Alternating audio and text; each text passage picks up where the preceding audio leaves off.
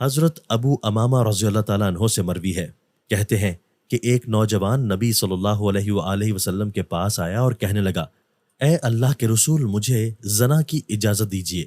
لوگ اس کی طرف متوجہ ہوئے اور اسے برا بھلا کہنے لگے اور کہنے لگے چپ ہو جاؤ۔ آپ صلی اللہ علیہ وآلہ وسلم نے فرمایا، اسے میرے قریب کر دو۔ وہ آدمی آپ صلی اللہ علیہ وآلہ وسلم کے قریب آیا اور بیٹھ گیا۔ آپ صلی اللہ علیہ وآلہ وسلم نے فرمایا، کیا تم اپنی ماں کے لیے اسے پسند کرتے ہو؟ اس نے کہا، اللہ کی قسم نہیں، اللہ تعالیٰ مجھے آپ پر قربان کرے۔ آپ صلی اللہ علیہ وآلہ وسلم نے فرمایا، لوگ بھی اپنی ماؤں کے لیے اسے پسند نہیں کرتے۔ آپ صلی اللہ علیہ وآلہ وسلم نے فرمایا، کیا تم اپنی بیٹی کے لیے اسے پسند کرتے ہو؟ اس نے کہا، نہیں واللہ، اے اللہ کے رسول، اللہ تعالیٰ مجھے آپ پر قربان کرے۔ آپ صلی اللہ علیہ وآلہ وسلم نے فرمایا، لوگ بھی اپنی بیٹیوں کے لیے اسے پسند نہیں کرتے۔ پھر فرمایا، کیا تم اپنی بہن کے لیے اسے پسند کرتے ہو؟ اس نے کہا، اللہ کی قسم نہیں، اللہ تعالیٰ مجھے آپ پر قربان کرے۔ آپ صلی اللہ علیہ وآلہ وسلم نے فرمایا، لوگ بھی اپنی بہنوں کے لیے اس کام کو پسند نہیں کرتے۔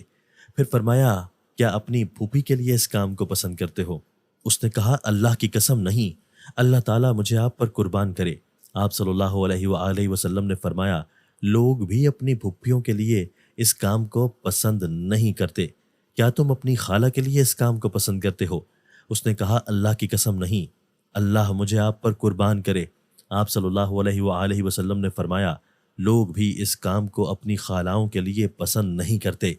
آپ صلی اللہ علیہ وآلہ وسلم نے اس پر اپنا ہاتھ رکھا اور فرمایا، اے اللہ، اس کے گناہ بخش دے، اس کا دل پاک کر دے اور اس کی شرمگاہ کی حفاظت فرما۔